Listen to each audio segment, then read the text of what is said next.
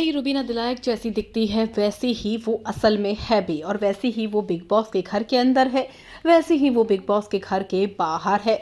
लेकिन मैं आपको बता दूं कि रुबीना दिलायक ने बिग बॉस के एपिसोड्स नहीं देखे हैं, इसलिए वो ज़्यादा कुछ नहीं जानती है। वो सिद्धार्थ को, हिना को, गौहर को, शहनाज को इसलिए जानती है क्योंकि इनकी पॉपुलैरिटी में इजाफा हुआ था और ये बिग बॉस के घर में आ भी चुके हैं। देवोलीना ने उन्हें अपना रौद्र रूप दिखाया और वो बहुत ज़्यादा परेशान हो गई, अपसेट हो गई, सुबह रोने भी लगी। और परेशान वो इस कदर थी कि वो कुछ सोच रही थी। अब क्या सोच रही थी रुबीना के मन की भला कौन जाने।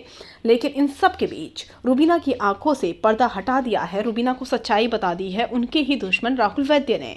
जी हाँ, राहुल वैद्य ने लाइव फीड में रुबीना दिलायक को बड़ी बात बताई है देवोलीना भट्टाचार्य जी के बारे में। वो देवोलीना जो बिग बॉस 13 में भी हंगामा कर चुकी है।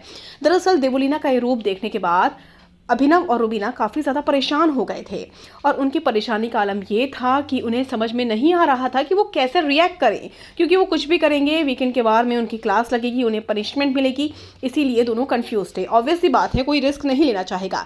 लेकिन लाइव फीड में दिखाया दिया है कि राहुल वैद्य रुबीना को बता रहे हैं कि बिग बॉस 13 में देवोलीना ने ऐसा ही कुछ शहनाज के साथ किया था। इसके बाद रुबीना दिलायक चौंक जाती है, तो पूछती है, तो वहाँ पर राहुल वैद्य सारी बातें बताते हैं कि कैसे ये शहनाज को टारगेट किया करती थी, कैसे उल्टा सीधा बोला करती थी, कैसे झगड़े करती थी और कैसे बाद में इन्हें ही सॉरी बोलना पड़ा था। जी हाँ, बिग बॉस 13 का वो वाकया बता रहे हैं और क्लियर अभी तक ये चीज़ नहीं है कि वो कौन सा वाकया है, लेकिन वो बोल रहे हैं कि देवो ने शहनाज को सॉरी कहा था।